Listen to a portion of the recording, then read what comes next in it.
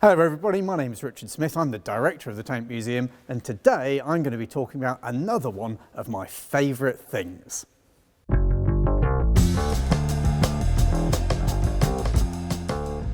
So what we're going to be looking at today is a pointed stick.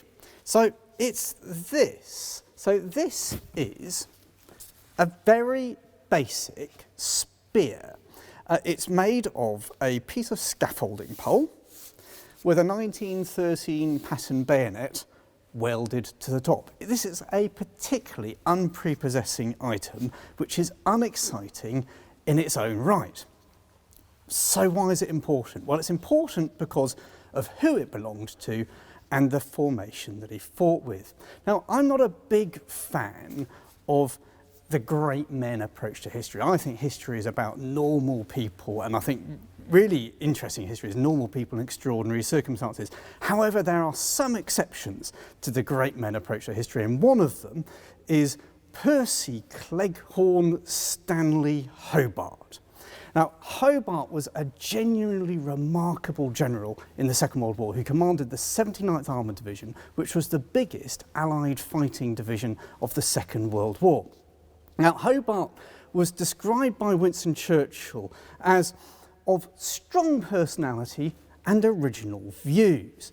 And in Britain, this isn't always used as a compliment. Hobart is described by one of his contemporaries, a guy called Henry Wilson, who was a senior British general who'd known him for over 20 years, as self-opinionated and lacking in stability. And some of his contemporaries would have described him as difficult. And difficult, if you're British, is a really harsh word to use. This is the kind of word that Kevin Peterson, the cricketer's colleague, used about him when he was on tour in Afghanistan. It's the same sort of word that the British would use about people like Attila the Hun and Napoleon, and Hitler would be described as a bit difficult. So Hobart is a man who's built for euphemisms. He has this tremendously polarising effect on people because he is equal on one level on his brilliance and another level on his sheer awkwardness. Now, Hobart at the beginning of the war is such an awkward guy to work with that he's fired and he disappears into obscurity. And that's fine as far as the British Army is concerned until we lose in May 1940, and all of a sudden there's a need to survive. And Churchill has his attention brought to the fact that Hobart's effectively in suspended animation. And Churchill launches an approach or a campaign to try and get Hobart reinstated. And the language that Churchill uses in this is fantastic. I've got a quote here from a letter that he wrote to the Chief of the Imperial General Staff. And Churchill says here, "I was very pleased last week when you told me you proposed to give an armoured division to General Hobart. I think very highly of this officer, and I'm not at all impressed by the prejudices against him in certain quarters. Such prejudices attach frequently to people of strong personality and original view.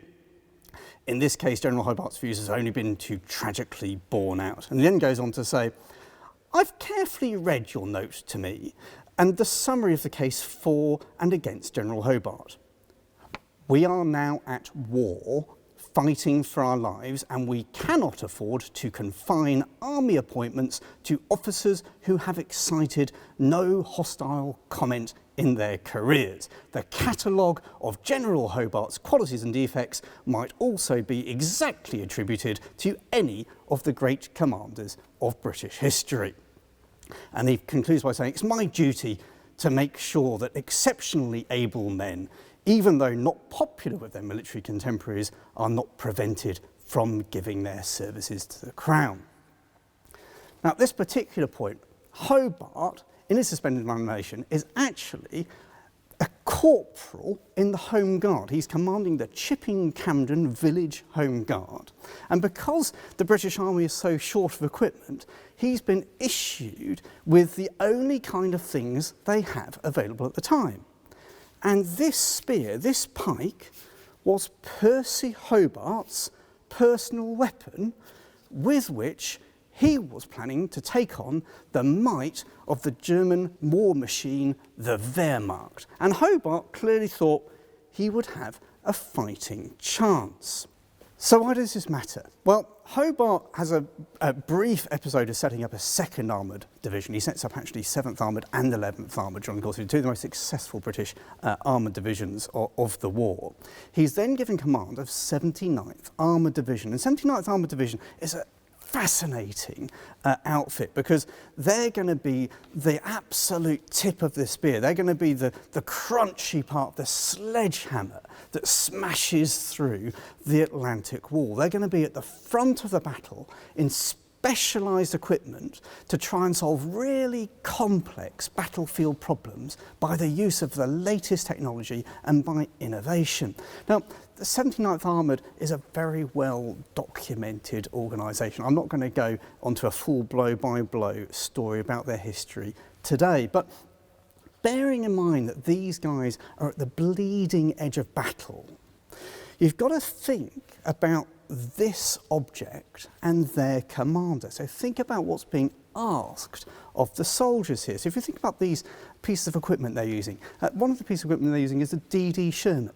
There's the only surviving example in the world with its intact screen is behind me as I speak at the moment. Now these are being put into the water.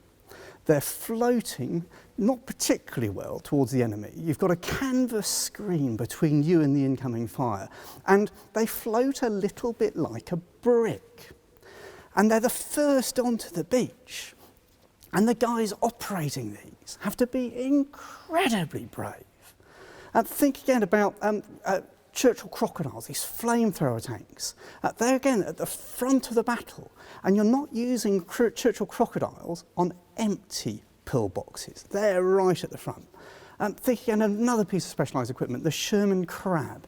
I had a wonderful conversation a few years ago with an old gentleman who was standing next to our Sherman crab here at the Tank Museum, and he was looking at, I was asking him about whether he'd operated one of these, and he said yes, and he was describing what it was like to operate a Sherman crab, and he said he was a driver. He said you'd be there blinded by dust as the flails are going round and round.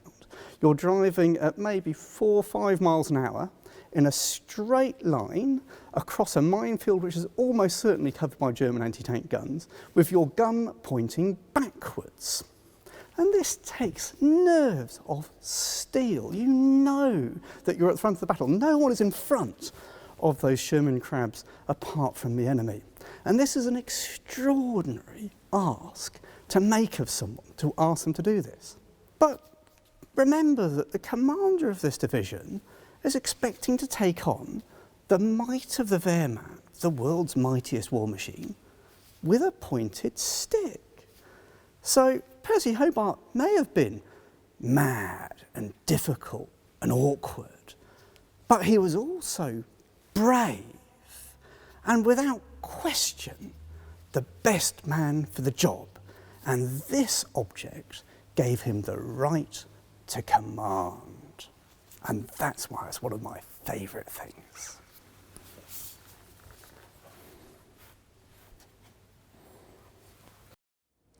We are a charity here at the Tank Museum, so if you can support us, please do. Consider joining our Patreon scheme or becoming a member of the Friends. Any donations will go directly towards the Tank Museum and its activities.